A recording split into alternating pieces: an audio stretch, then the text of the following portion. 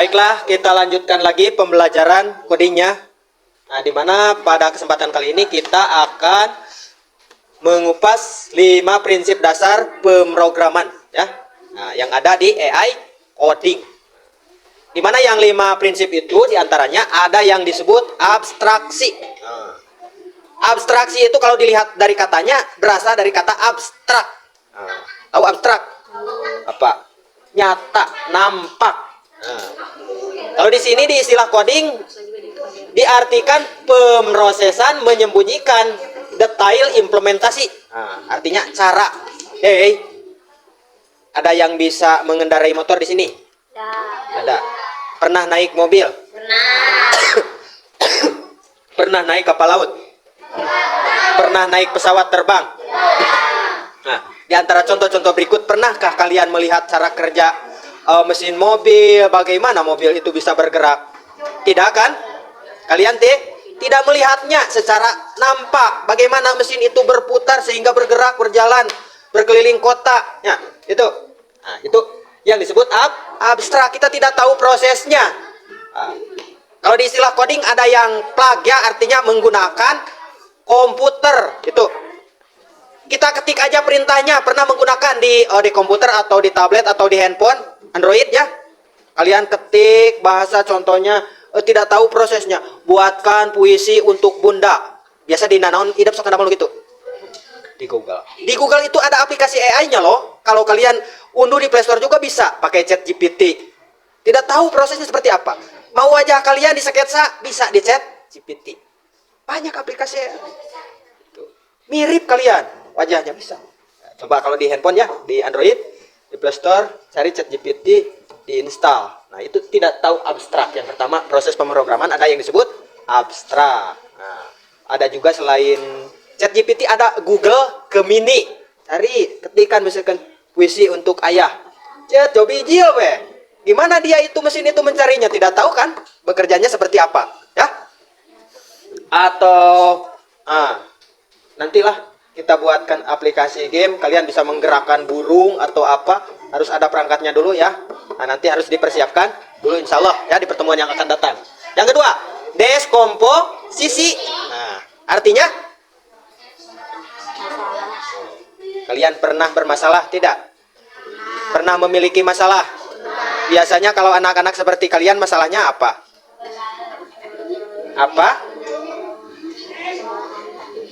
Apa masalahnya? Banget. Nah, itu harus diselesaikan ya masalahnya. Kadang di waktu menjelang siang begini belajar itu sudah malas. Masalah ya? Masalah kenapa? Sudah capek, sudah lelah, yang ngantuk. Itu masalah. Ada yang disebut dekomposisi. Cara menyelesaikannya. Nah, pasti Bapak mengurai pembelajaran supaya kalian jangan banyak menulis, biarkan saja agak mendengarkan itunya supaya tidak terlalu lelah. Nah, itu masuk unsur dekomposisi, menyelesaikan masalah ya. Sudah lelah dipaksakan ripuhnya.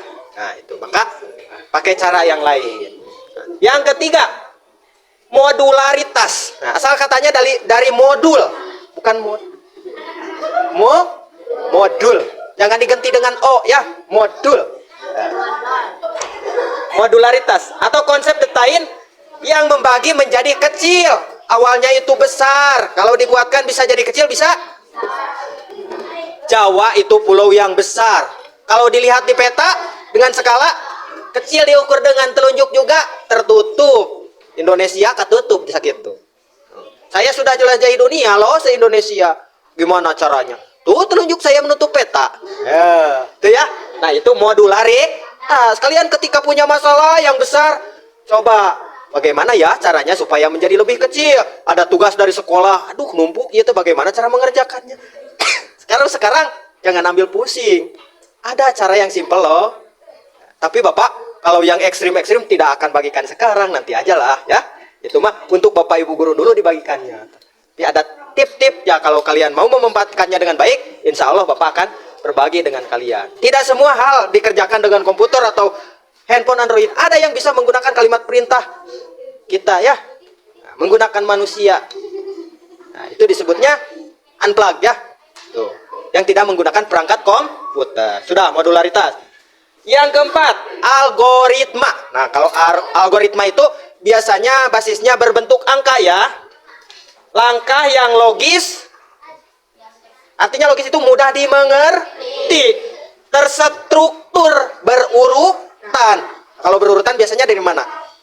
Kalau dari bawah naik ke atas. Kalau ke atas ke bawah. Kalau dari samping kiri ke samping kanan. Begitulah seterusnya. Nah, itu yang disebut algoritma. Contoh begini. Nah, kalian mau membuat makanan, contohnya makanan apa yang mau dibuat? Telur dadar gitu. Tahu telur mata sapi. Oh, pasti kalian berpikirnya mata sapi kemana ya? Saya harus mencari mata sapi. Wah, di pinggir rumah tetangga ada sapi loh. Diambilin tuh matanya. Karena telur harus ada mata sapinya. Nah, berpikir kritis, jangan loh. Kalau itu mengambil mata sapi milik tetangga nanti dimarahi dan akan dipenjarakan. Bagaimana caranya? Lihat, oh model mata sapi seperti itu. Akhirnya mampir ke samping rumah tetangga lagi, ada warung loh, beli kecap dan saus. Nah, dibuatkan mirip-mirip mata sapi, akhirnya jadilah telur mata sapi. Masih dalam cerita, dibuatkannya belum. Beli telur tadi teh. Apalagi? Saus dan kecap. Bumbunya apa? Garam, apalagi? Masako. Kalau beri garam 1 bungkus jangan digunakan semuanya kalau telurnya cuma 1. Nanti keasinan. Maudi juga tidak mau makannya kalau asin. Ya. Tuh. Kalau terlalu manis nggak enak ya. Oh, dikirain martabak. Gitu ya, kalau terlalu manis. Nah, itu ya yang logis, algoritma menggunakan. Jadi pikirkan dulu, ada tahapan-tahapannya. Kadang dari yang terkecil hingga yang terbesar. Dari yang terbesar kadang kalau sudah besar bagaimana? Cari pasti yang kecil ya. Tuh. Nah, udah, yang keempat. Yang kelima, efisiensi. Apa artinya efisiensi?